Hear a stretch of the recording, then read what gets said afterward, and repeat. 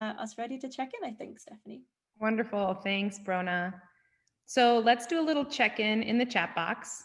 Obviously, we are joined by some wonderful speakers today, but in our audience, there is also a wealth of knowledge. So I'm going to pose a question, and if you all can answer it in the chat box, that would be a great way to kick us off. So the question, which I think Leah will copy into the chat box, is what is a question that you hold around how to increase the reach of regenerative food, fiber, and fuel? So go ahead and on that. Yeah. Just to say that Marshall and Kathryn are going to be actively checking the chat box, and we'll be building off what you all put in there to kind of help feed their own presentations in a while. So this isn't, a question to be used to inspire conversation. Yes.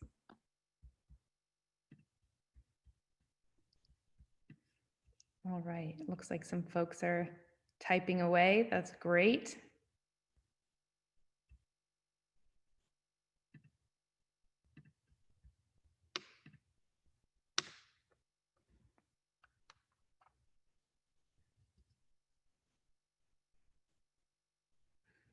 Getting some great ones in. What do consumers really care about? What inspires them to actually pay more money for regenerative products?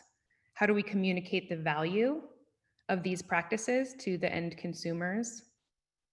How to work around the challenges of higher prices? Great. How do we distinguish regenerative and not get greenwashed?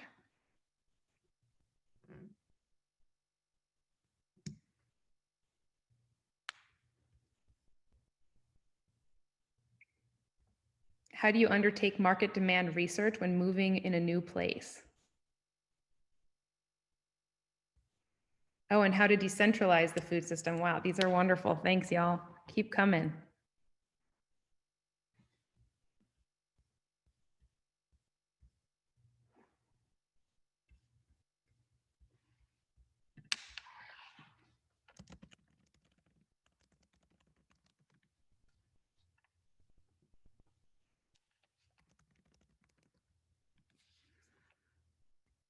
How to make these products available, access and price to more people. Yep, that's an important one.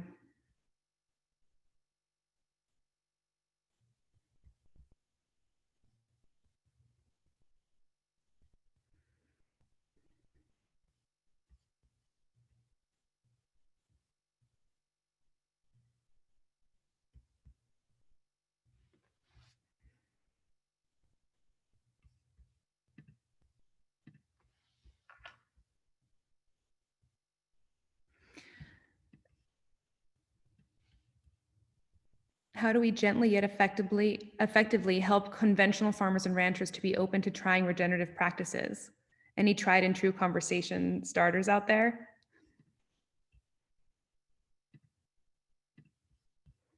I feel like all of these questions could have been like an excellent, just full presentation from our panels. We should have crowdsourced the questions. That would have been amazing. Yeah, my goodness. Yeah, and we'll save these. You know, the chat is also saved so the conversation can continue.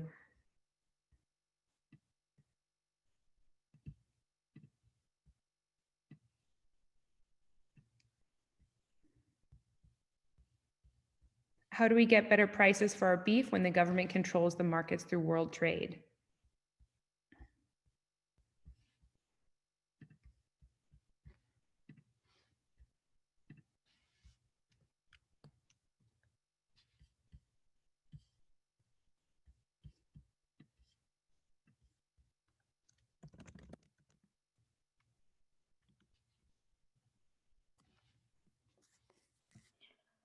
All right, that is a juicy range of check-in questions. Hopefully, Kathryn and Marshall, there's stuff that's popping in there, which is starting to feel like you want to buy into it.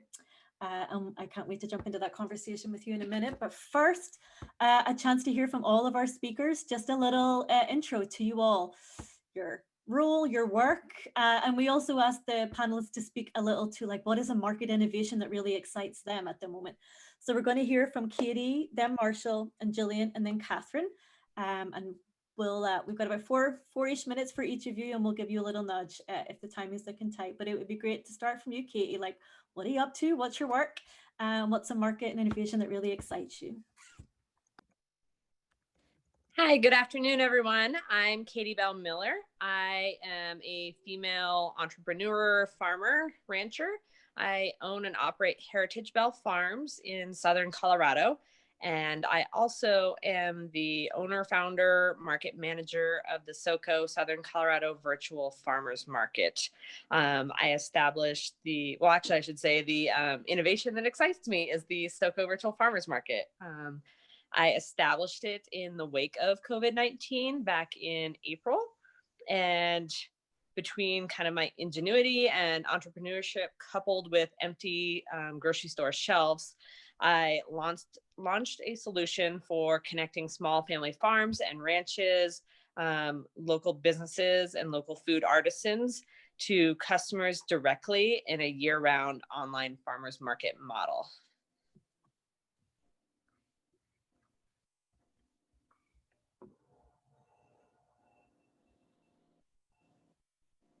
Thanks, Katie. Am I jumping in too quick, or have you got more to No, add? that's basically my introduction. Excellent. That's excellent. Thank you so much, Marshall. Absolutely. I'm really glad to be with you all today. My name is Marshall Johnson. I really wear two different hats at Audubon. For the past 10 years, I've been the executive director for the Dakotas regional program. So working with landowners, communities around creating bird habitat. I often say that birds are the prism through which we view our work at Audubon, but they simply just take us to the people and the places that we work. And we really try to be a consensus-based organization that finds solutions. And this is work that I never envisioned I'd be doing. I studied business and marketing at the University of Minnesota, and imagined that I would go to law school or do something else, maybe be in a different kind of corporate world. But this work really brings for me back to my roots. I grew up in Texas and spent a lot of time on the road in West Texas and kind of the American Southwest. We moved around quite a bit, and I had forgotten just how passionate I was as a kid around grasslands and grassland birds. And so when the opportunity presented itself to work in protection of grasslands and grassland birds and working with ranchers, I jumped at it. And that work, and I thought when I got into this work, I would never use my business or marketing background. It was just something I wasted 4 years on. And it was a surprise to me how relevant that thinking or that discipline would be in this work, because pretty early on, that's the feedback that I received from landowners and producers. Really, that call of, sure, it's great to help me manage my land, but I know how to do that. And I want to tweak things, and it's pretty easy for me to do that part. The hard part is finding markets that can support another generation on this land. And that really kicked off for me this kind of passion project, me along with the 30 or so teammates here at Audubon that work on our conservation ranching program, which is a market-based way for us to do our work, engage our membership, and I'll talk a little bit more about that. But it was surprising to me how relevant and needed this kind of market approach to the work was when I first started 8 or 9 years ago. So I'm really excited to be here with all of you today and look forward to learning from you and sharing whatever knowledge I have. Thank you so much, Marshall. We're delighted you were wanting to come and share yours with us. Gillian.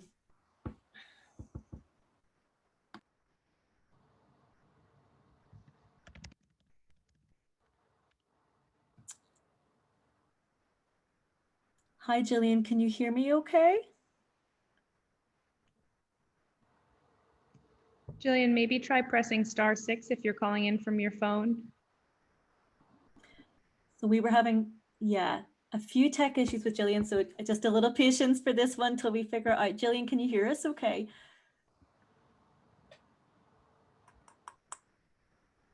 So maybe Kath, oh, I can see. We'll give Gillian 1 minute to see if, yeah. Hello. Yes, I'm here. I'm back. Excellent, thank you. Hello. Sorry about the little interruptions I've got here on the internet. I'm in Australia. That doesn't mean to say I've got bad technology, but just on the farm, I'm seem to be having trouble today. I'm Jill Sanbrook, and I live in southern New South Wales. I'm a beef cattle producer in the southern tablelands of New South Wales. I've been farming since I left school. I was actually brought up in Melbourne with my parents. They were manufacturers, and I always wanted to be in agriculture. So I came in with no preconceived ideas. I took a career in Gillaroying, which is like a farmhand on properties in fairly arid country. I went to ag college and became a rural journalist. Then I married and lived on a merino breeding property in southern New South Wales. We've produced over 2,000 rams, so marketing was a very important part of our business. We also were in low rainfall, and so we had lots of challenges with marketing. We had to be quite creative, apart from droughts, debt, and wool depression, which was all through the 1990s and early.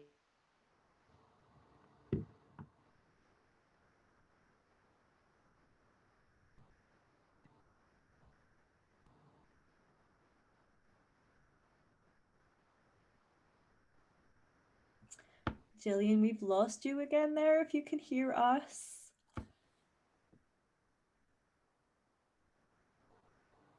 Came to Australia in the early 1990s. So this gave me a great framework. Are you still able to hear me? Yeah, that's great. Maybe if your video stays off, that might help your bandwidth, and then we can catch you afterwards just to make sure. Okay. Thanks. Fine. So do you want me to keep going a little bit? Is that okay? Yeah, please, on you go. Yeah. Thank you. Okay. So sorry. So then I started a wool marketing company with garments for corporate wear with 30 of our key clients who we all invested in a company.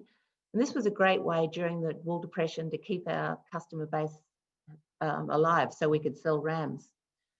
And eventually we sold that business in 2007, and I came to Bibaringa, which is a beef property, ecological beef property. So it's all natural farming, holistic management. And I also practice natural sequence farming. And I've set up the property as a learning site. So I've done a lot of work and planted a lot of trees, 60,000 trees. And I have grass-fed beef that I sell directly to the market through major meat marketing people. I don't actually sell to the customer. And recently I've been concerned about how people are feeling disempowered about climate change. So I've gone back to my roots of education of farmers and used the property as well as my connections in the art world to get people to look at the landscape from a creative perspective.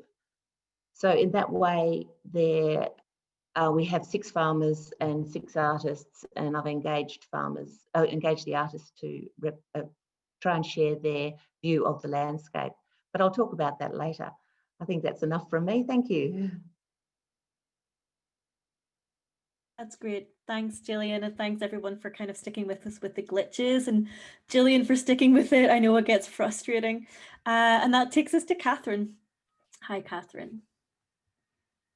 Hi, everybody. I'm Dr. Kathryn Bedell, and I sure miss all seeing you in person, but hopefully we'll get back to that in the future.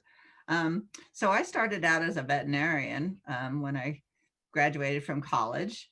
And when I had children, I sort of got this idea that maybe the meat that we were producing commercially wasn't what I wanted to feed my kids. So it was sort of a coming home and a big understanding about, wow, what have we done to our food system, and how are we creating food for the communities? So I started, my husband and I moved on to a ranch, And we started raising grass-fed beef and started marketing it to friends. Eventually, I moved up to farmers markets and then picked up some restaurant wholesale accounts. And so I developed a brand and a label and did all of my marketing, processing, raising the cattle, doing the rotational grazing, all in our family. But as I looked at expanding our business and growing, I suddenly realized that processing capability in our area couldn't upscale. We couldn't process enough to really grow our business. So that caused me to sort of pivot and look at processing. So after talking to a few other processing houses and thinking about buying one to upscale or to increase the capacity, I realized that a lot of them were old and in the wrong zoning to become any bigger. So I applied for a USDA rural development grant to look at building a new processing plant of a moderate size. And what I considered moderate and what the feasibility study sort of said was 200 animals a day, gets us the economy of scale that we need and can serve our community. That size processing plant will serve a community of about 300,000 people. So that's the size of about Western Colorado. As I went through that, this was back in 2018, early 2019, the cost of building a plant that size with operating capital for the first year came in at about $27 million. And at that time, that really scared ranchers about going into debt and moving in that direction. Then lo and behold, we step into really volatile cattle markets and a pandemic where we started having food security issues. And so this project was revamped because of the pandemic and because of those market factors. So suddenly it seems like the stars are aligned to get a rancher-owned, moderately sized processing plant online. It's funny because it sort of would solve so many problems if we could do this. One, it would increase rancher profitability if they owned more of the process and took a larger part of that profits from the food supply chain. Also, we'd be able to provide higher quality regenerative product to a larger community at a better price if we had a larger, lower cost, overhead for processing. So it's going to sort of look at that price point also that everyone in the chat box was talking about. So that's some of the solutions. The thing that really excites me is that now sort of there's a lot of will across the board in the ranchers to step away from the commodity meat chain and do something different for multiple reasons to fill a bigger niche of that regenerative market, to make more profit, and just to do a better job and serve our community as far as food security. So that's what really excites me.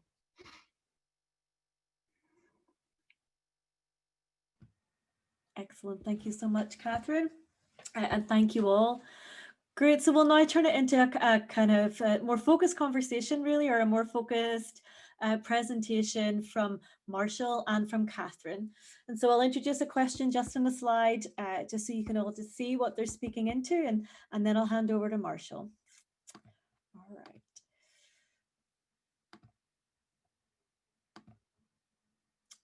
So for Marshall and Kathryn, how is your particular project addressing bigger systemic challenges? What are you addressing and how? And over to you, Marshall. Thank you. And can I share my screen now? Thank you.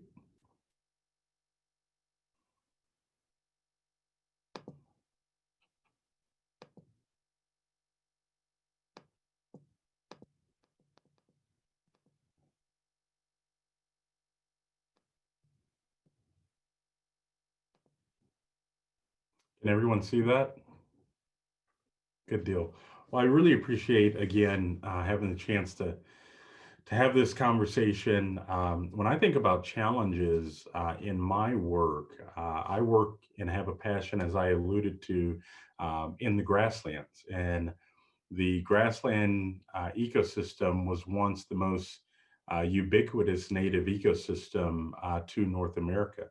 and has provided sustenance and utility and vibrance for literally thousands of years to people and to wildlife and to nature at large. And obviously, we're losing this ecosystem. Um, every day, we're losing many acres of this ecosystem, and every year, just in the Northern Great Plains, we lose on and about 1 million acres a year. And so when I began working in conservation, I began to ask questions of the landowners that we work with. We do a lot of different things, conservation easements. Most of our work is cost sharing, fencing and grazing systems on literally hundreds of thousands, now millions of acres, providing cost share for reseeding marginal or low performing cropland to native perennial grasslands for grazing implementation. So we do a lot of different projects, but the theme that always came back to me from landowners was, and I'll never forget when this first came up and I thought about it. I was meeting with a landowner. We had just finished a grazing project, and Todd said to me, Marshall, this is really just great. You're a wildlife organization and you couldn't care less about my cattle. And I don't necessarily keep track of all the little brown birds out here, but this worked out great. And I thought on the 3 or 4 hours driving home, that was good, but there's got to be more that we can do together. As an environmental group, there's a lot of noise and a lot of information from our part of the world that says cows are just bad. Hook, line, and sinker, get rid of cows because of the impact cows have on the environment. And obviously this creates an adversarial relationship between environmental groups and many producers. But that's not scientifically sound. And a part of my work is communicating with my organization and with my members about the value that properly managed grazing animals have on the ecosystem, and they've always been in these grassland areas. And about 8 years ago, that began some thinking within Audubon that maybe there's a different way we can contribute. We've always been an advocacy organization, and we have nearly 2 million members nationwide. The question became, can we create something that's bigger than just a checklist certification that can support the increase in positive management outcomes, but also bring people to the table as customers for products that do more for the environment and birds? That's basically where we started. And would we be willing to put our name on beef products and bison products? That's today that seems like it's a great idea, maybe. 8 years ago, that was anathema within many parts of the environmental community. So we began down this road to create products or create a process where we could say products were definitely better for the land, and that meant it was better for you. And we were essentially creating, as far as the environmental conservation community is concerned, kind of reaching for that third rail to create a program where we were able to monitor and detail the positive environmental outcomes from the management that our landowners were helping us design and then agreeing to do. And again, back to why we do it. When we think about birds, I've always seen birds as a great indicator of overall environmental and nature health. And when you look at grassland birds, they've declined by nearly 1 billion birds since just 1970. And you think about 1970 is like the high water mark for environmentalism, the Earth Day, this awareness. We've gotten so bad since then not before then, but even since then, we've done so much harm to our environment. And there's so many, and we often, I often say this about conservation and marketing and business. I go to a lot of food conferences, and I don't really hear uh, uh, true biodiversity conservation discussions. I go to a lot of conservation conferences, and I never hear any discussion about food other than what time and place lunch is going to be located. There's not a real discussion about how our selection of food drives environmental and land use outcomes. And so that, with that backdrop and looking at grasslands and how much we've lost over the last 100 years, it's essentially 50%.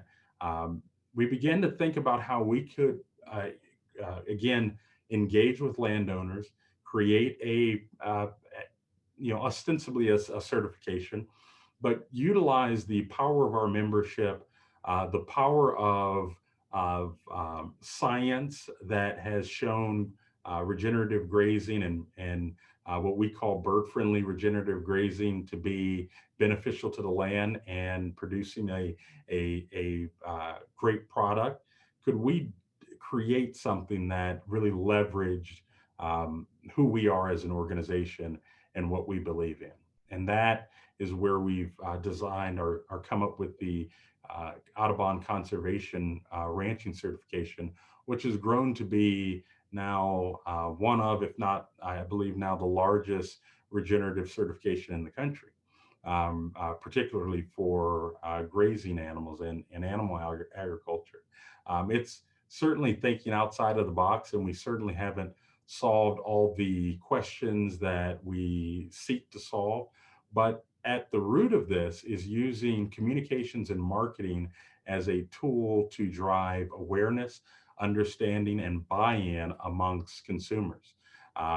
We've, in the grassland conservation community, we've really focused, for better or for worse, on hunters, on sportsmen, and they've driven conservation in terms of funding for many years here in the grasslands. And that's unsustainable long term, because 20 years ago, 18% of the population, between 18 and 20% of the population identified as sportsmen.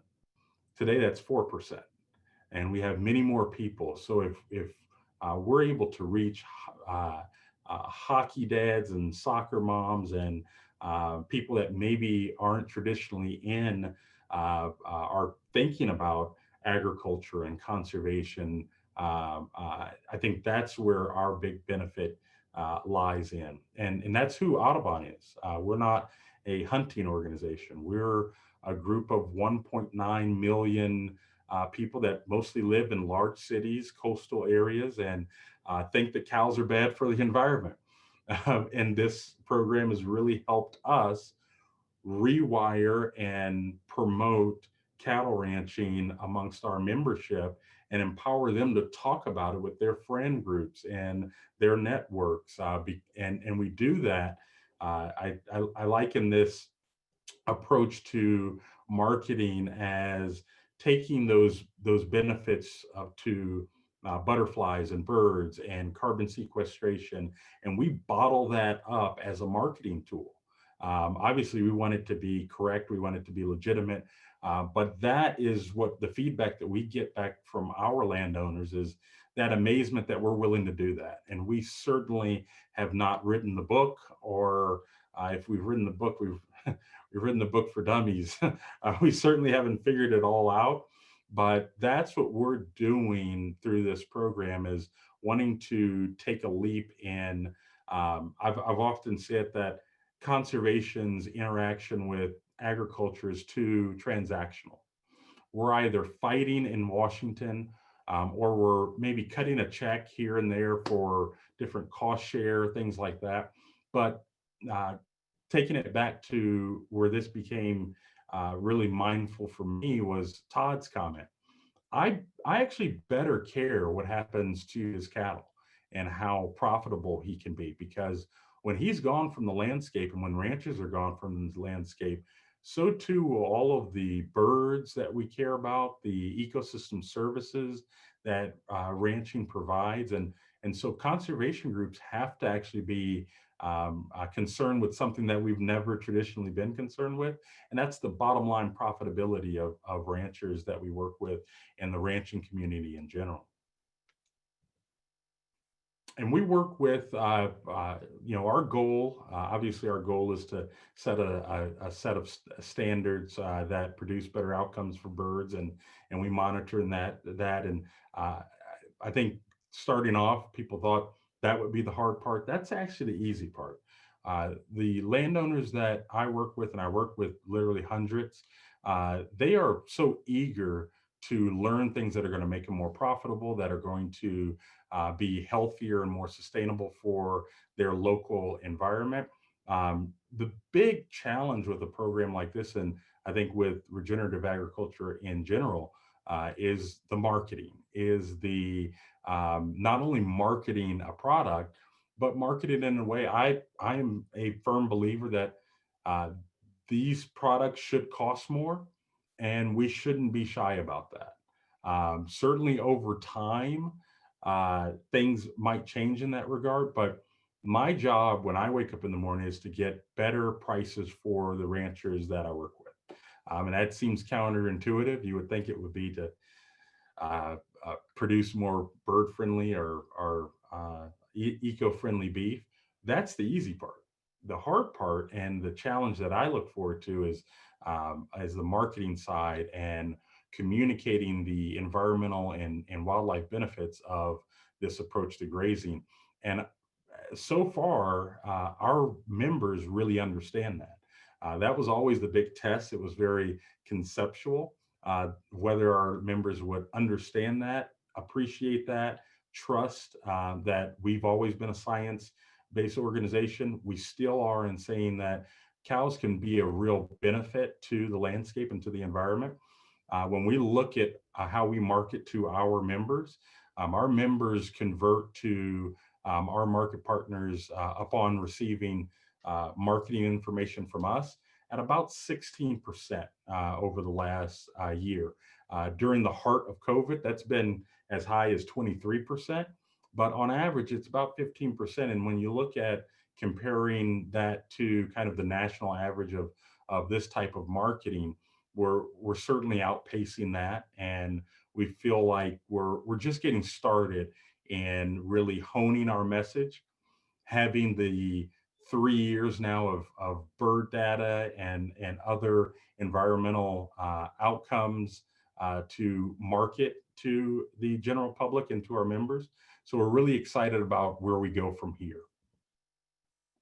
Over the next few years, we look by 2022, we want to scale to about 5 million acres, so double the amount of acres in the program. The most important thing that we want to do is launch our national marketing campaign for conservation ranching and the ranches that are part of this program, because I think that is a really significant marketing opportunity that's often missed, is to tie ecological and environmental outcomes to the marketplace. People are hungry for that.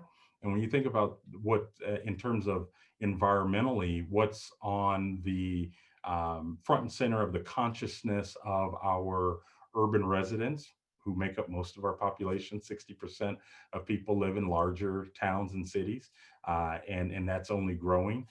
It's water quality. They think about it. We can change those things at the ranch level.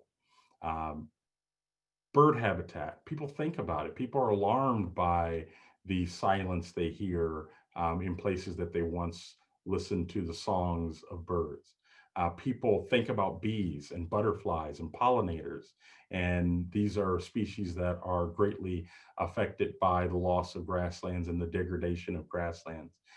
And obviously, people think about climate change, and without ranchers, we really don't have an ability to address climate change in a meaningful way, because because without ranching and without ranchers and without the promise that I think is embedded in regenerative agriculture, our ground literally becomes a major emitter of carbon because of all of the carbon that's stored under our feet and under grasslands.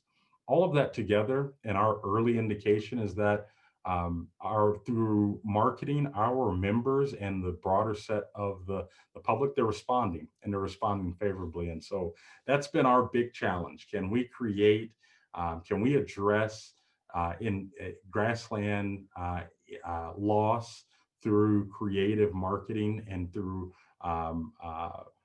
monitoring the outcomes at the ranch level and packaging that into marketing to our members and to the broader public? So far, the answer is yes, but we've got a long way to go down this road. But I'm really optimistic and look forward to hearing from Kathryn. And that's all I've got. So thanks for listening. Excellent. Thanks so much, Marshall. And the chat box is already full of questions for you to jump into. So we can catch those in a little bit. Kathryn, it would be lovely to kind of hear yourself. So that was great, Marshall. We're working sort of two ends of the same story. You know, all these environmental values that ranchers provide need to be compensated back to the ranchers. And that's where I step in. You know, ranchers right now, with cattle markets volatile and on the low end, are only marginally profitable unless they look at some of these niche programs like the Audubon certification and grass-fed certification and humane handling certifications. But to get to that step and to realize those profits, they need to get their animals processed. And that's one of the bottlenecks that everybody's been talking about is, you know, the small processing plants are too busy, and the big ones, you know, have cut people out of their chains as they got COVID infections in their facilities. We've had problems with processing. So, you know, for ranchers are not making enough money to be able to change their systems to be more bird friendly, climate friendly, low water use, we have to figure that part of the equation out.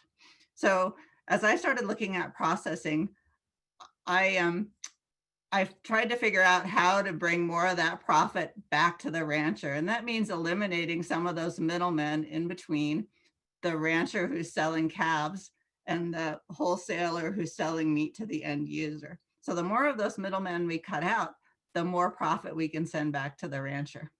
So cutting out those middlemen means that ranchers need to work together. They need to form groups and build their own processing and their own marketing channels. So that's been sort of a hard thing. Getting groups to work together can be a lot like herding cats, and especially ranchers and farmers. They're all very independent. People that have had their own label are hesitant to form bigger groups and maybe not put their name on the label anymore. And then there are people that like the idea of having their own label or raising their own beef and getting rid of some of these middlemen, but they're not marketers and they don't want to form that business association by themselves.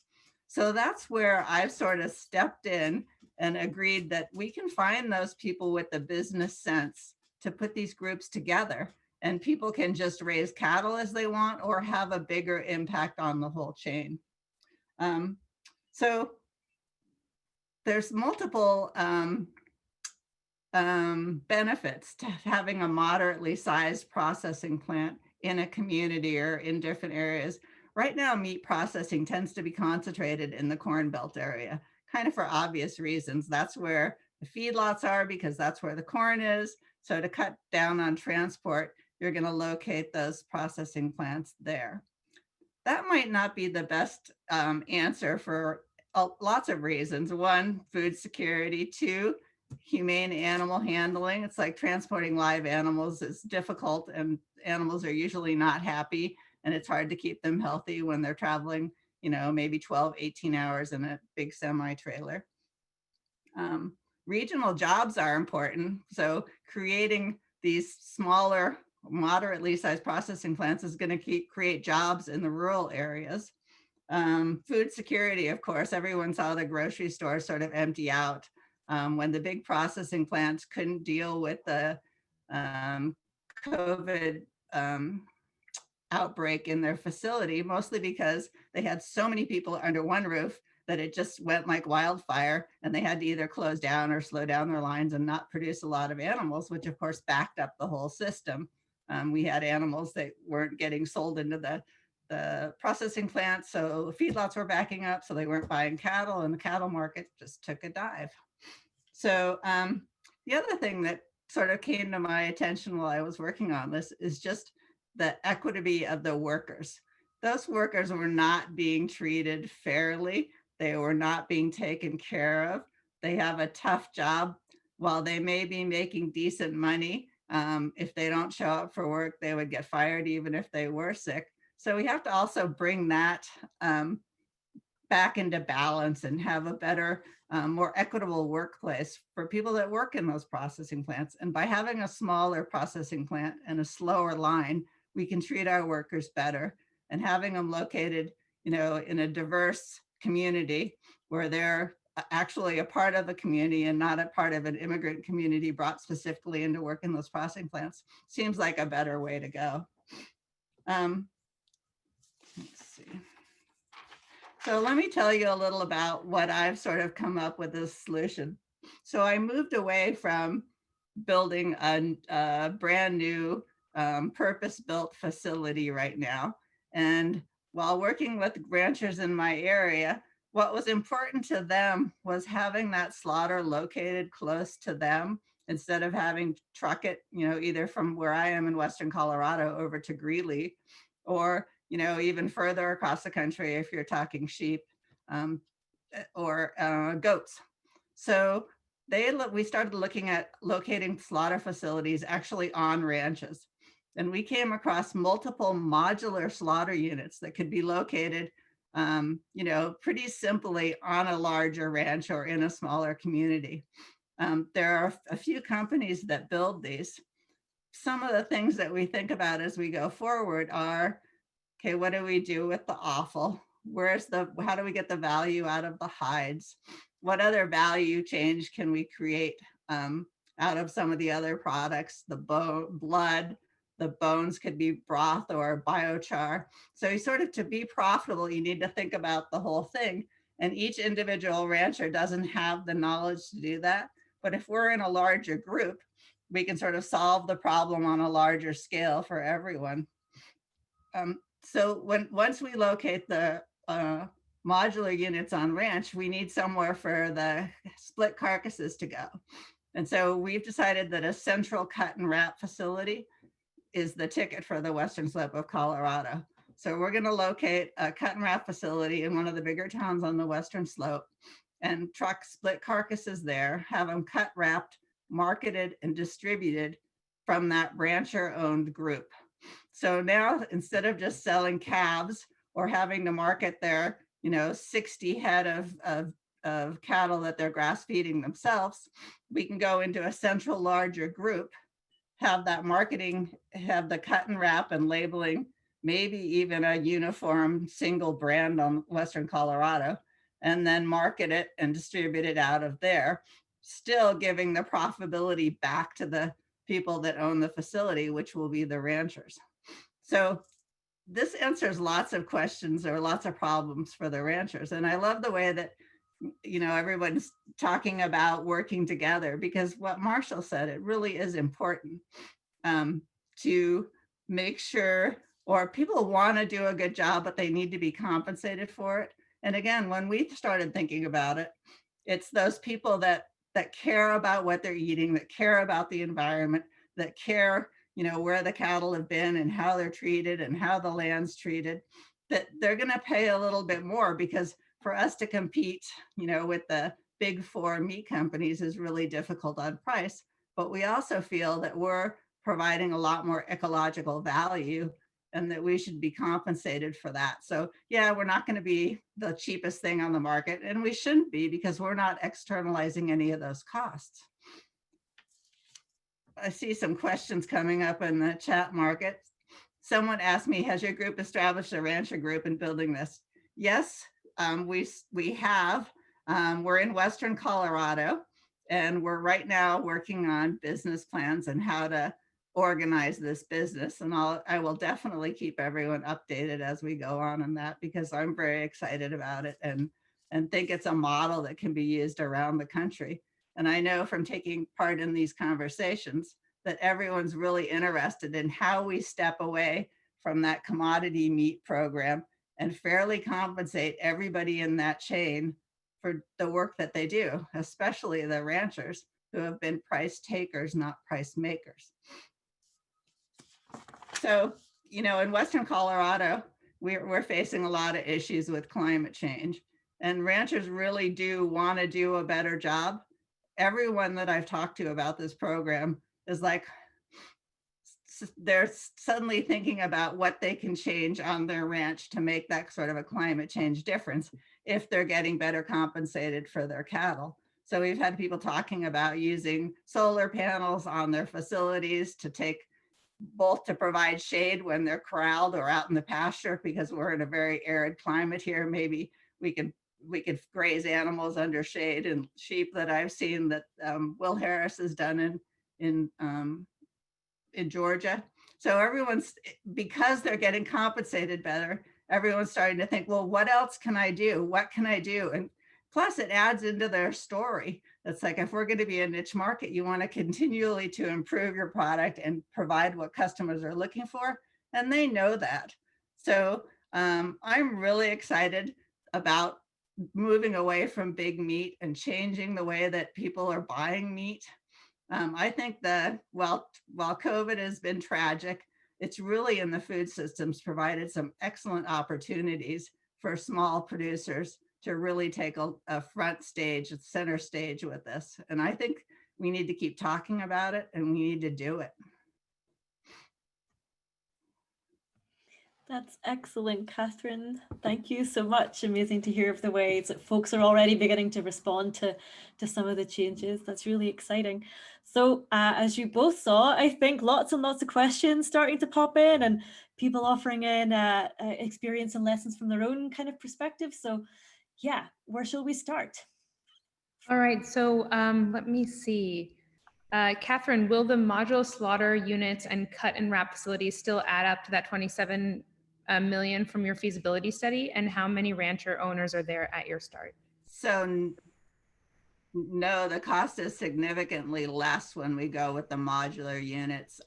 Sort of the range on the modular unit providers that we've talked to is from $450,000 to about $800,000. And those are usually processing 15 head a day, and they take 4 employees to operate. And then we've been blessed here on Western Colorado that we've been able to find a previously owned food manufacturing facility that is now vacant. And so we don't have a stick-built construction cost. So I'm looking at the cost to build the cut and wrap at $4 million right now, which is, and actually right now it's funny because there's so many more people involved that the financial end of it is easy. It's putting the business together and figuring out the ownership piece of it and how everyone gets compensated that's sort of stalling us right now. Mm-hmm. Thanks. So again, y'all, we're going to transition into a short Q&A session. So feel free to write your questions in the chat box. We already have many of them. So let me see another one we've got for Marshall. If located not in the eco regions shown on the map, can farmers and ranchers still apply? Absolutely. You know, we are focusing enrollment in certain areas, and that's just another question that came up was, is there a cost to ranchers? We believe from the beginning very strongly, and we want to bring value and not extract value. So there is no cost to the ranchers other than the time of implementing the habitat management plans that are developed in partnership. But there are costs associated with the enrollment. And so we're trying to focus those areas where we have the funding, and we will grow from there. But certainly send me an email, mejohnson@audubon.org. Wonderful. Thanks, Marshall. All right, I'm just going to go back and forth between you two. Let's see, Kathryn, how will you attract, train the skilled labor necessary to have a high quality process from slaughter to cut wrap? So we're kind of lucky here. We are in ranch country, and most of the slaughter facilities are going to be located either on a ranch that's already a significant operation or in a smaller community. So the labor force is here. The training is not. So we've been talking to CSU, and I understand there's also a program in Washington State that we would either send people that want to learn or have the trainer come out and train people. For the management positions, we're going to poach the big companies. We have a much better living situation and can pay the same wages. So we'll just hire away upper management that are used to running these facilities, giving them a better place to live and a better place to raise their family here in Western Colorado. Great, thanks, Kathryn. Marshall, can you discuss some of the soil health improvements that help improve the bird habitat? You just mentioned water quality, but are you studying runoff, drought, flooding, groundwater levels? I strongly feel that there will be ecosystem service payments for many of these co-benefits, and your early adopting ranchers will be much more ready to tap into these markets than the conventional ranchers. That's a great question. I answered that to Brian, and I'm having a conversation with him. It's a great question. We wanted to start out with obviously monitoring birds, and we do that through Bird Conservancy of the Rockies, IMBCR protocol on most of our ranches. We're now incorporating soil health and soil carbon monitoring. That's both as a data point to help communicate with consumers, but also as a means to maybe help our ranchers tap into carbon offset markets eventually. That's a value that, the information that they can use from that testing that we provide, they can use in assortment of different ways. I think from there are areas where we can do more in terms of testing runoff and groundwater, and Brian and I are going to speak offline, and I'm really excited, and he's working with a number of the ranchers that we work with in Texas. So excited to continue that conversation, because I think there is a lot more that we can do in terms of soil health monitoring and the overlap with good bird habitat. Definitely. Okay, so this is a good one that really brings us back to our overall theme of equity for this conference. So I'll pose this question to all the panelists, but maybe one or two of you can chime in, since we're going to move into the next speaker blocks in a moment. What inequities, such as race, gender, sexuality, ability, and immigration status, etc., prevent producers from accessing these markets? And what of these inequities prevent consumers from accessing these products? What are solutions, projects that address these inequities? And feel free, one of the four of you.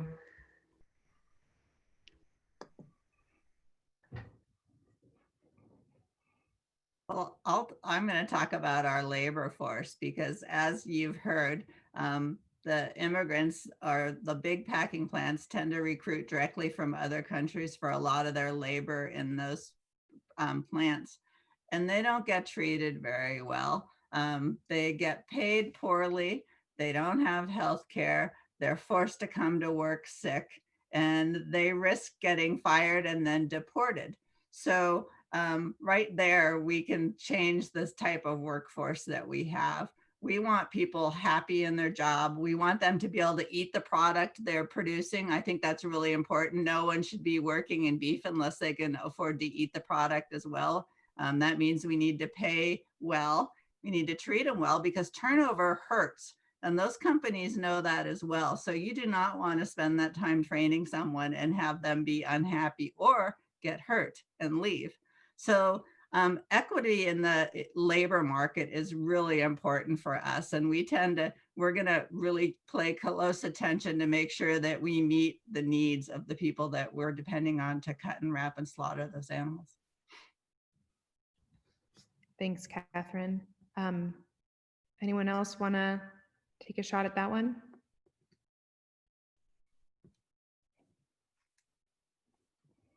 All right, well, I will hand it over to Brona. She's going to take us into the next speaker block.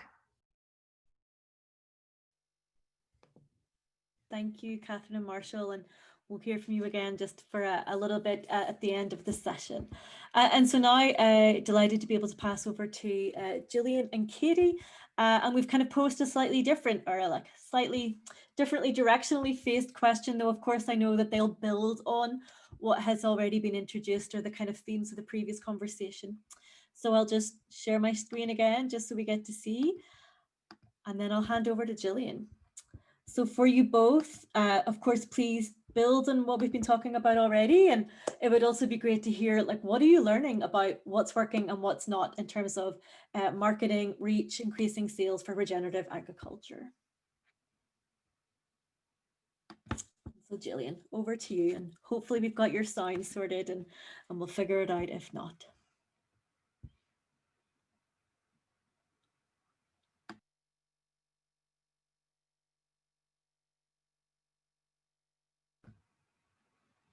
And it might be an if not. Gillian, are you here? Because I can't see your face.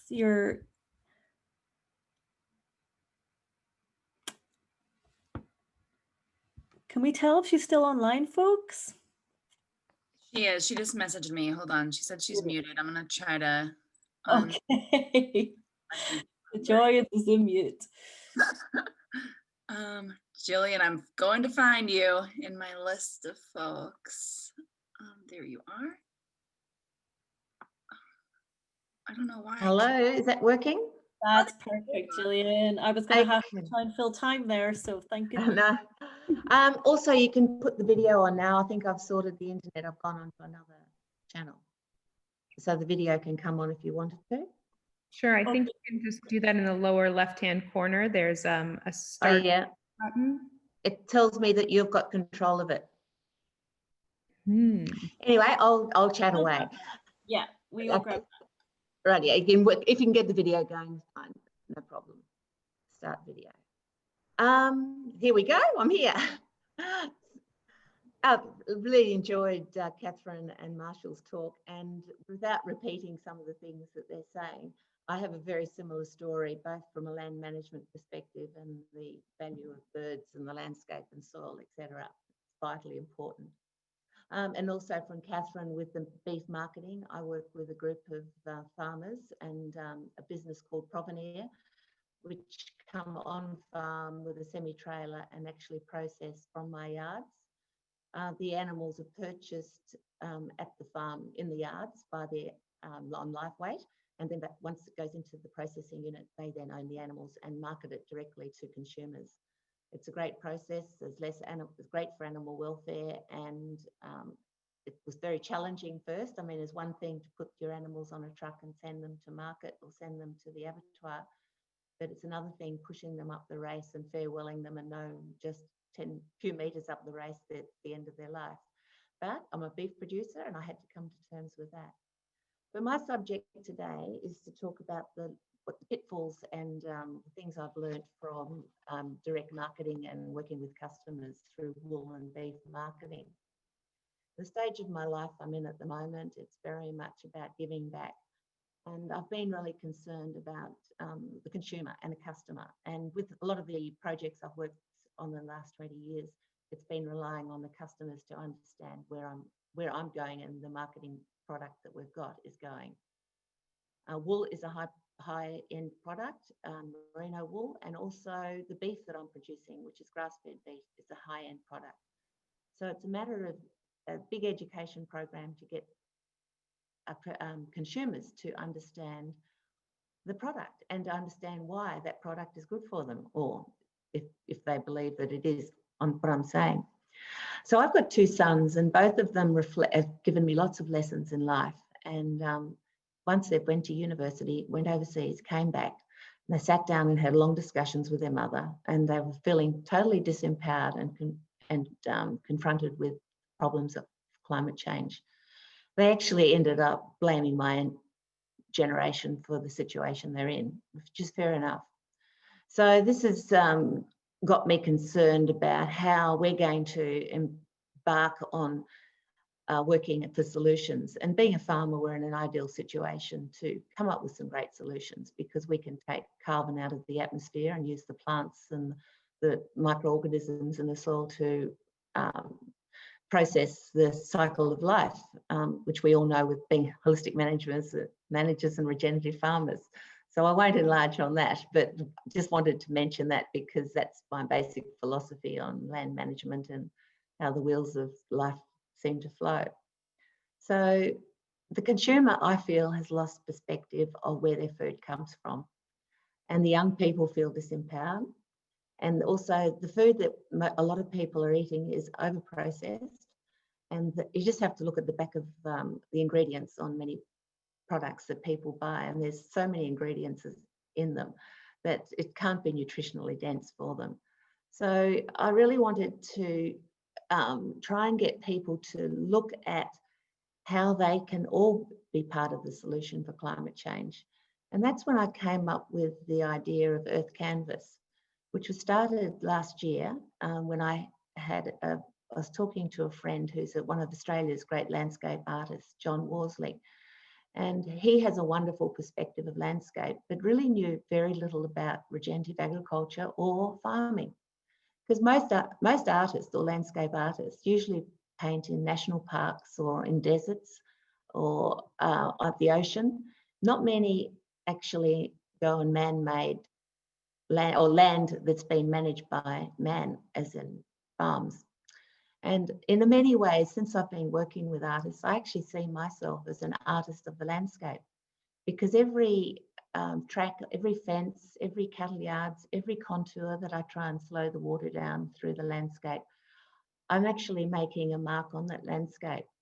All the 60,000 trees that I've planted and the 23 paddocks I started with and now have 70 paddocks, and also running one big mob of cattle around the paddocks. That's all making a mark on the landscape, and that's all. I'm looking at that as my canvas. So I asked 6 artists and 6 regenerative farmers in the area to get together, and 1 farmer per artist, and the artist was asked to come up with a body of artwork that reflected their experience working on the regenerative farm. So we ended up with 70 artworks, and we had a field day on each of the farms last year in October, and over 500 people attended the open days. It was an incredible experience because we did it as a non-profit organisation. We'd run workshops with the artists to get some funding, and we offered this day with a small charge of $35 for a full day on a farm. And they got a 2-course meal, as well as visiting and talking to farmers, scientists and educators about basically regenerative agriculture, the fundamentals of it. So the visitors that came from all walks of life. We didn't necessarily target just farmers, but that's what we were hoping would come as well, which we did. But consumers, because we think consumers are a very important part of the solution of empowering people to mitigate climate change. The consumers are important because they're making food purchasing decisions, and they can also change their food decisions very quickly, and they can change farmers and farmers' attitudes towards the landscape. And also you can see that in this photograph image that there's this is me in the foreground in that white jacket on my property, and the people engaged during one of those open days. We might just go to the next slide if that's okay. So that's the property that I live on. It was very damaged when I first bought it. It was during the 2007 millennium drought in Australia, and there's some of the 60,000 trees that I purchased. Now the property is 2,500 acres, 1,000 hectares. The next slide, which is this is a landscape painting by the artist, similar to what you've just seen in my canvas, which is the being a land manager's canvas. This is how John Worsley, an 80-year-old Australian artist, understood the landscape. He started to see the stream that goes through the middle of the property, which is an ephemeral stream. It only runs in the season, as the backbone. And he saw the lungs and the heart and all different parts of the body in the landscape.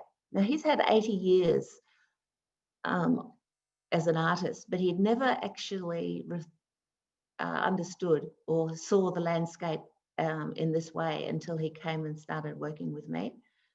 So between John Worsley and I on these open days, we were able to share his interpretation of the land and my interpretation of the land. And we also fed the people a sit-down 2-course meal of local produce produced by local chefs. So what we learned from this, that people love to come and visit farms. They don't have the opportunity. We learnt that artists can break down the borders and the barriers, and they look beyond the boundary fence. And the farmers that came to the open days, we talked about managing beyond the boundary fence as well, and how their management decisions actually affect the broader community. And everybody loves to hear the artist's perspective. So this was offering very stimulating conversations, and we were able to talk to them about basic things that they would have learned at primary school about the prime energy, the renewable energy of the sunshine, the basics of photosynthesis and how it actually works and how it feeds them, and all the things that we learn through holistic management and regenerative agriculture. So people started to ask us, where can we learn about this? And in Australia, the universities and the agriculture colleges are generally still not educating people about regenerative agriculture. There's still a drift. So we're, from Earth Canvas's perspective, we're trying to get people to do the talking, to buy the food, ask the education institutions, offer an opportunity for people to learn outside traditional educational systems, if that's the only way we can move forward. So we've now got an exhibition that's up and running with the 70 artworks in the local Albury Library Museum, which there's 60,000 people in the area that I'm talking about. But we've attracted huge support on the social media with the opening of these exhibitions, with live openings because of COVID disease. And we've also got schools coming in to visit the exhibition, which will travel to 9 different destinations over the next 2 years. And it'll end up in our national capital, which is Canberra, which is similar to Washington in the US. And that'll be at the Australian National Museum, which is a huge coup for this sort of exhibition. And it just shows that the National Museum see the Earth Canvas project as so significant, because it's a change from the industrial model of agriculture to a more regenerative approach to agriculture. So we can only hope that the big corporations who now manage agriculture in Australia, and I'm sure in America, will change to a more regenerative approach. I mean, there's still a place that they can have. And there's no reason why big croppers, big feedlotters, or we can't produce beef in a more regenerative way. And basically, if regenerative farmers in Australia, the artists involved in Earth Canvas and the whole industry, we found that we talk the same language, not the same words necessarily, but a very similar language. And the Indigenous Aboriginal people also have that huge connection to the landscape, and they talk a similar language, although different words. So the Indigenous Australians, the artists and the regenerative farmers, we really feel that we can offer the whole movement for climate change mitigation in a huge way. And I'd just like to finish on one little note. John Worsley, the artist that you're seeing there, might just go to the next slide. I can't quite remember what it was, but is there another one? That's a nice one, actually. But John was sitting up on the hill looking over Bibaringa, and he said to me, when I'm painting here, I have to become the landscape, or if I'm painting bamboo, I have to become the bamboo, and I have to draw and draw the bamboo until I become that bamboo. And I think being a regenerative farmer, that when I'm in the landscape, when I'm out there planting trees or looking at moving stock, or just looking at the stock to see whether they need to move, looking at the grass and all the things that you do as being a regenerative land manager. I have to be part of the landscape, just like the artists. And the Aboriginals who walked this country previously, they were in the landscape. So that's my little talk for the day. Thank you. Thank you. I suspect a lot of love and inspiration and appreciation happening after that. Thank you so much, Gillian.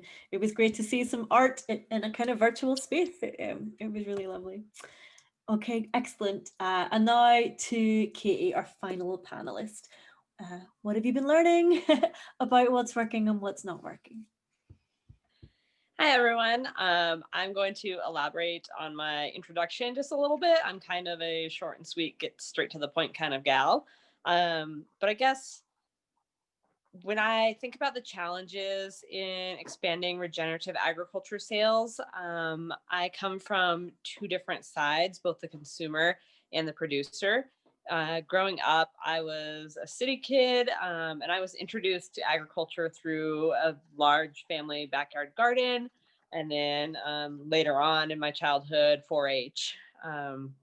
And I guess what I was eating and what my family was eating really hit close to home when my mother developed a near fatal intolerance to gluten. And I really had to learn how to read labels on food products and dive deeper into what I was putting into my body and what my family was eating and putting into their body, because it really could mean life or death situation. And so I just kind of developed this interest in how our food was grown. I developed a really strong passion for how animal food was raised and treated and humanely slaughtered. And I guess that's probably what spun my interest in becoming a farmer or a rancher, having something to do in agriculture. I guess I probably also was very much like most American little girls and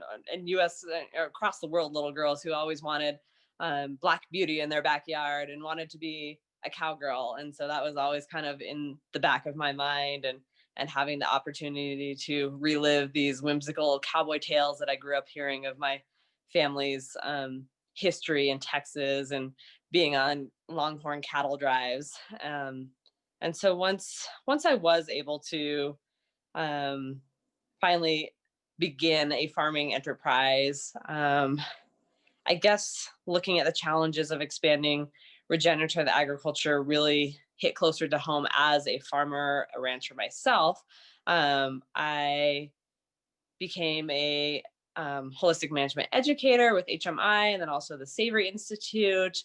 I've had my foot in the door with American Grass Fed Association. I'm still an independent auditor for AGA. And as a farmer, I've learned that you have to really kind of weave your personal experience and your history into the story that you tell your customers and your consumers. And you have to really garnish the attention and the attraction of your existence as a farm and what your products mean to you in order to kind of discreetly buy interest from your customer. I found that most of our customers don't really care. There are some, a handful, that are vested, like myself, into what they're eating, into animal welfare, into climate change and regenerative practices. But the vast majority that I encounter from day to day are really looking more from a consumer side, price points, convenience. And so when COVID hit in early this year, I really kind of dug down deep in my consciousness and tried to discover how I, as a farmer, rancher, producer, could leverage that to really market my products and to market my story and to get the word out about the importance of supporting locally produced food and a locally produced I guess like region for cooperatives to form. And so if we could go to the next slide. I started the SoCo Virtual Farmers Market in April 2020. And it was my intention to help small family farms and ranchers like myself, as well as local food artisans and small businesses, to basically maintain their sales throughout this pandemic and also increase their sales. And I did this by creating a different type of local and regional food supply that aggregated and distributed through an online farmers market platform. So in a sense, it's very similar to a physical farmers market, but everything is online. Customers have to shop from pictures online, and they have to purchase online, and then they have to trust that those items will be fulfilled. And so that was also a big part of it, is just building that transparency and that trust with the consumers, of how do they trust that what they see in the pictures is going to be what they receive in the end, and that it's going to not only meet but maybe exceed their expectations in all of the physical senses, the taste, the smell, the texture, and that's what's really going to attract the consumer to come back to the market and to continue supporting the market. And it's my hopes that this model of local market will create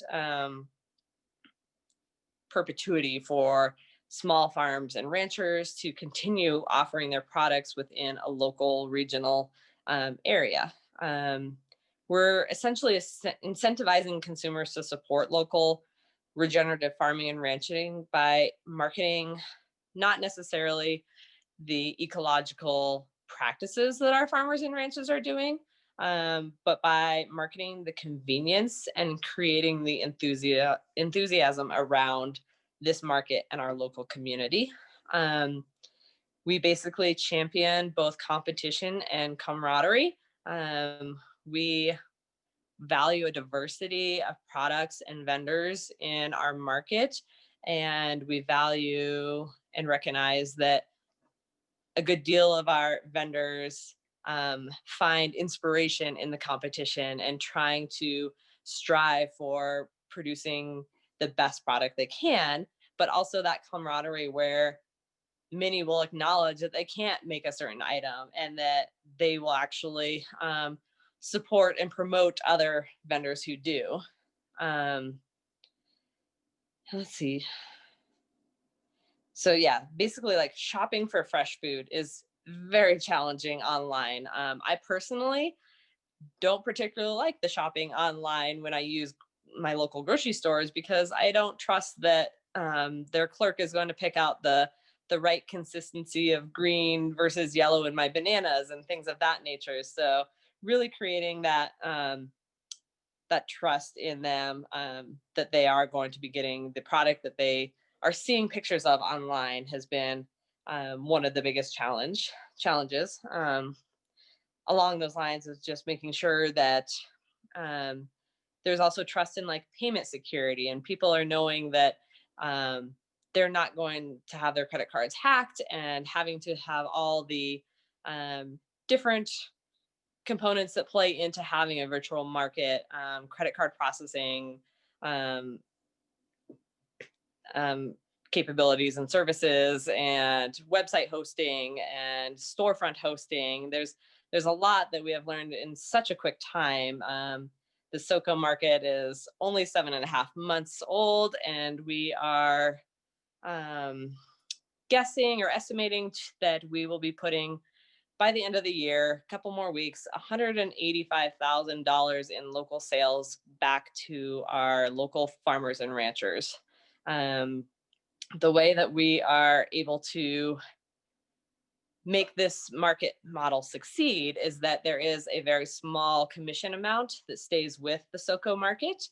But it's always been my intention as the founder to have the most profit go back to the farmers and the ranchers possible. So we have a lot of vested interest from our producers, who also volunteer their time during setup and carrying out deliveries as well. We have 3 different drop locations, 1 pickup location. And that's also been a tremendous strength for us, is that we're fortunate enough to be able to operate out of a USDA butcher, Ranch Foods Direct, who is such a proponent of local food, food hubs. And so he allows us to use his space to conduct our distribution days on Saturdays. We are also able to fortunately have space in his freezer, his refrigerator, and dry shelf storage. So that's been one way that this market has been absolutely able to flourish, because I know other markets that don't have that type of facility. And so that's one of the challenging things to get beyond. We're also finding success in having consumers and customers support farms and ranches because they get a sense of satisfaction and gratification in their purchase. So they know that they did a good thing by supporting local farms and ranches. And then we also are trying to transverse the geological barrier. So by definition, the idea of local is somewhere around 300 miles. We only sell products made within Colorado. Most of them are within Southern Colorado. And we have managed to set up different facilities where we're able to get products to our distribution site from as far away as 6 hours, almost on a weekly basis. So just that cooperation between working with different groups and organizations and coordinating transportation, but it has allowed us to increase the amount of farms and ranches that we're able to highlight and sell their products through. And so thinking a little bit beyond local into more regional as well. And then we've also been able to provide that human connection and interaction that is sorely missed during these times of COVID. Though our in-person farmers markets were able to reopen, it was a bit different with masks and social distancing and no sampling and no hugging and greeting your favorite farmers. And so through our virtual farmers market, we have a Facebook page as well, part of our component.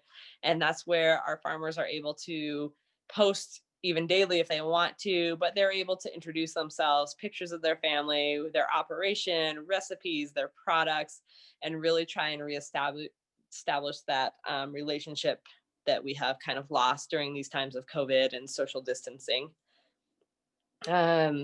And I guess just to like touch base on some of the questions that I saw when we first started this, one of the things that I like to say is give the cattle the cake. And basically that's give the customers what they want. So we are continually doing polls, interactive questionnaires, asking our customers what they want. And we really try and disguise our regenerative practices and morals and values into our products by jumping on different bandwagons. So right now, the latest crave is the hot chocolate bombs and bone broth and things of that nature. And so we really play into what our customers want and offer. Our ranchers will offer different things like marrow bones and try and incentivize those customers to purchase that product.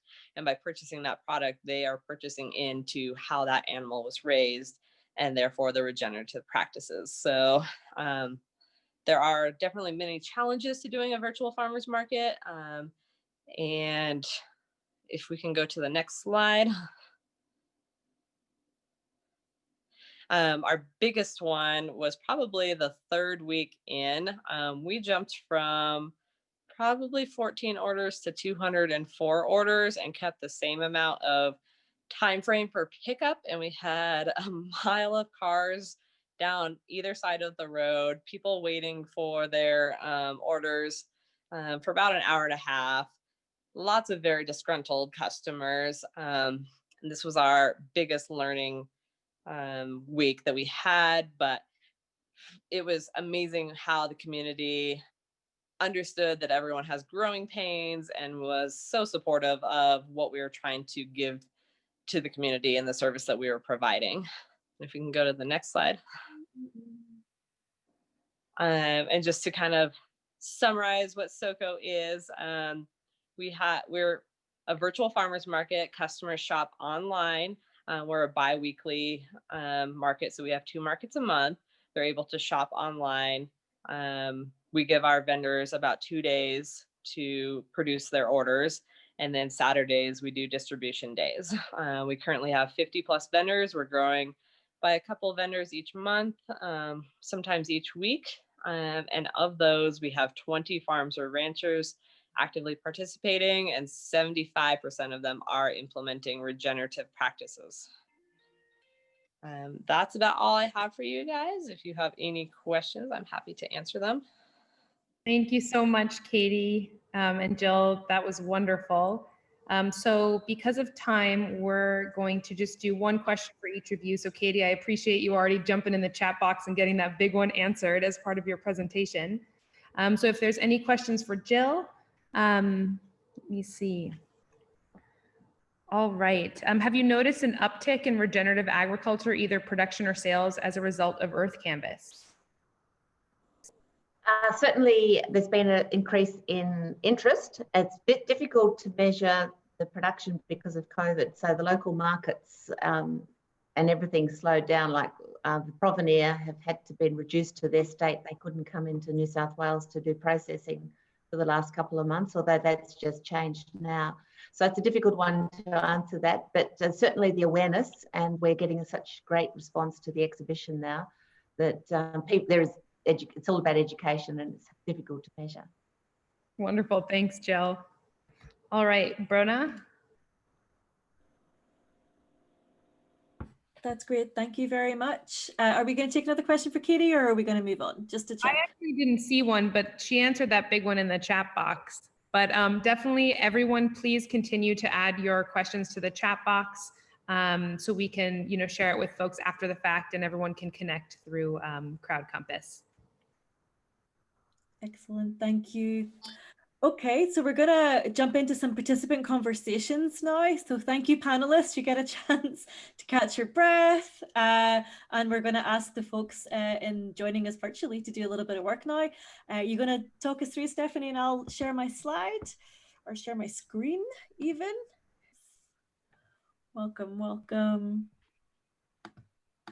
All right, and we know we've only got a couple of minutes left here, and we want to respect your time.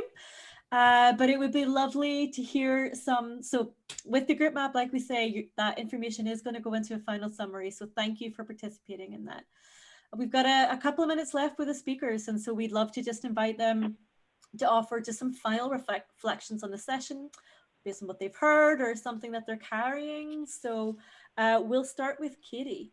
Any final thoughts to take us out? You're muted, Katie. You're muted. We need the sign language. All right, can you hear me now? That's perfect. All right. Yeah, I think just to summarize, probably the takeaway and the recommendation from me is to be able to expand regenerative agriculture practices. Everyone needs to do their part. So that's just being as conscious as you're able to do. That may not mean every single purchase needs to be, but if you're able to, take a moment and see if there's another option that is more local, and just remember how that can really be directly affecting a local farmer or rancher and your community, and keeping those dollars within your community. Perfect. Thank you so much. All right, Kathryn, any final thoughts? Yeah, I just wanted to talk about transparency, and someone in the chat box brought up greenwashing. And, it doesn't really become that much of a problem until markets get bigger and we get more middlemen in between the producer and the end consumer.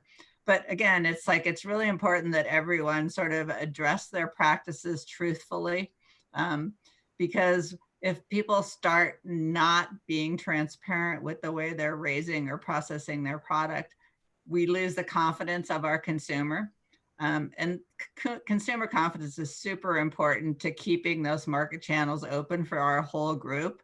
So when you do that, it really puts them off the whole regenerative food supply chain. And so I would just caution producers to really attempt to be as transparent as they can about what they're doing, and you know, say, I'd like to be able to do this, but I haven't been able to yet. And I think your consumers will understand that. But we don't want to get in the race with the big food about, you know, talking a good green story, but having it mean nothing. We need to be very transparent and truthful. So that's just my final thoughts. Thank you. Some valuable direction there. Absolutely. Marshall, over to yourself. You know, I would just say really own your superpower. You know, as there's a saying that whenever you spend $1, you're casting a vote for the world that you want to live in. You know, here in America, at least, I don't necessarily see our political institutions and the ability to affect change through policy changing anytime soon.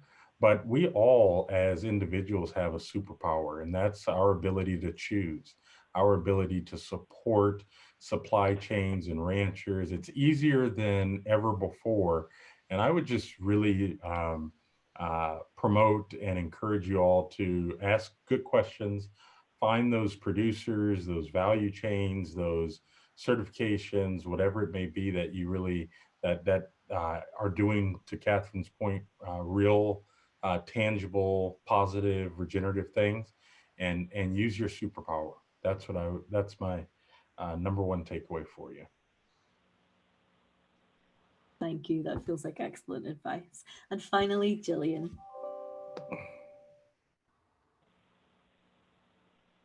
Also muted. We've been doing so well. There we go.